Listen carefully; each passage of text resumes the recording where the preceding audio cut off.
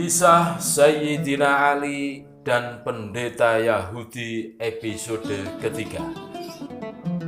6 orang pembantu raja itu tiap hari selalu mengadakan pertemuan di tempat salah seorang dari mereka secara bergiliran. Pada satu hari tibalah giliran Tamliha menerima kunjungan 5 orang temannya. Mereka berkumpul di rumah Tamliha untuk makan dan minum. Tetapi Tamliha sendiri tidak ikut makan dan minum. Teman-temannya bertanya, "Hai Tamliha, mengapa engkau tidak mau makan dan tidak mau minum?" "Teman-teman," sahut Tamliha, "hatiku sedang dirisaukan oleh sesuatu yang membuatku tidak ingin makan dan tidak ingin minum, juga tidak ingin tidur." Teman-temannya mengejar, "Apakah yang merisaukan hatimu, hai Tamliha?" "Sudah lama aku memikirkan soal langit," ujar Tamliha menjelaskan. "Aku lalu bertanya pada diriku sendiri, siapakah yang mengangkatnya ke atas sebagai atap, yang senantiasa aman dan terpelihara, tanpa gantungan dari atas dan tanpa tiang yang menopangnya dari bawah. Siapakah yang menjalankan matahari dan bulan di langit itu? Siapakah yang menghias langit itu dengan bintang-bintang bertaburan?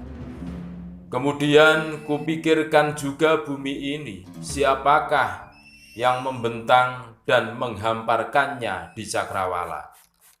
Siapakah yang menahannya dengan gunung-gunung raksasa agar tidak goyah, tidak goncang, dan tidak miring?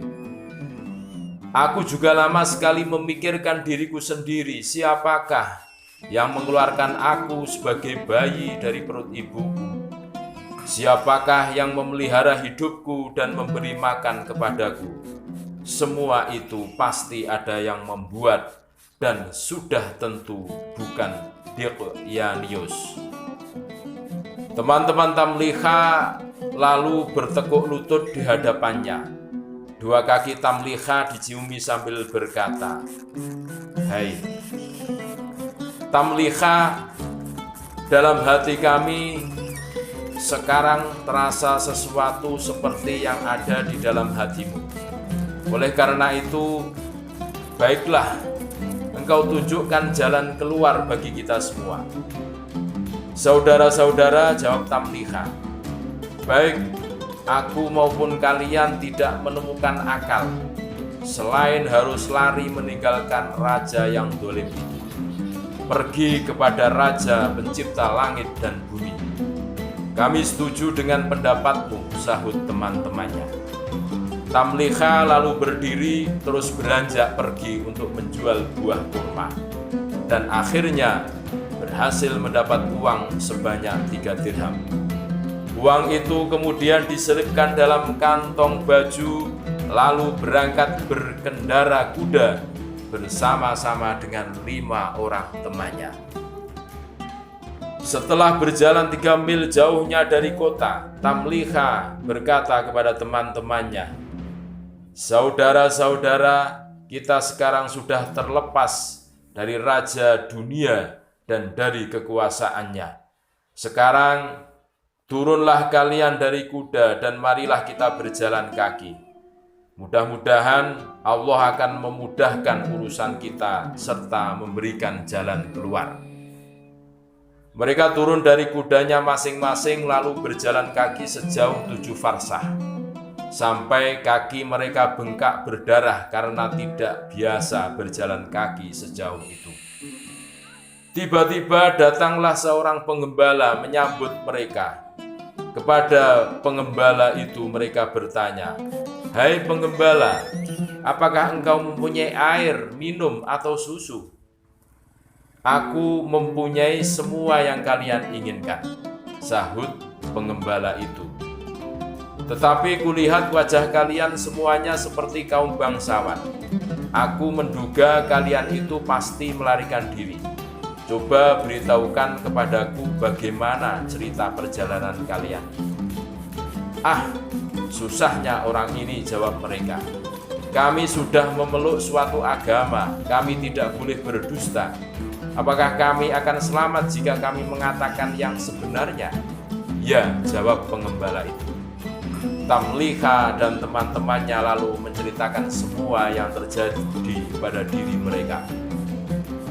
Mendengar cerita mereka, pengembala itu segera bertekuk lutut di depan mereka dan sambil menciumi kaki mereka, ia berkata, "Dalam hatiku sekarang terasa sesuatu seperti yang ada dalam hati kalian. Kalian berhenti sajalah dahulu di sini. Aku hendak mengembalikan kambing-kambing itu kepada pemiliknya. Nanti aku akan segera kembali lagi kepada kalian." Tamliha bersama teman-temannya berhenti. Pengembala itu segera pergi untuk mengembalikan kambing-kambing gembalaannya. Tak lama kemudian, ia datang lagi berjalan kaki, diikuti oleh seekor anjing miliknya. Waktu cerita Imam Ali sampai di situ, pendeta Yahudi yang bertanya melonjak berdiri lagi sambil berkata, "Hai Ali, jika engkau benar-benar tahu, coba sebutkan apakah warna anjing itu dan siapakah namanya?" "Hai saudaraku Yahudi," kata Ali bin Abi Thalib radhiyallahu an, memberitahukan, "Kekasihku Muhammad Rasulullah SAW menceritakan kepadaku bahwa anjing itu berwarna kehitam-hitaman dan bernama Kitmir. Ketika 6 orang pelarian itu melihat seekor anjing, masing-masing saling berkata kepada temannya, 'Kita khawatir kalau anjing itu nantinya akan membongkar rahasia kita.' Mereka minta kepada pengembala supaya anjing itu dihalau saja dengan batu. Anjing itu melihat kepada Tamliha dan teman-temannya, lalu duduk di atas 2 kaki belakang, menggeliat dan mengucapkan kata-kata dengan lancar dan jelas sekali. 'Hai orang-orang, mengapa kalian hendak mengusirku? Padahal aku ini bersaksi tiada Tuhan selain Allah. Tak ada sekutu apapun baginya. Biarlah aku menjaga kalian dari musuh, dan dengan berbuat demikian aku mendekatkan diriku kepada Allah Subhanahu wa Ta'ala.' Anjing itu akhirnya dibiarkan saja. Mereka lalu pergi. Pengembala tadi mengajak mereka naik ke sebuah bukit, lalu bersama mereka mendekati sebuah gua.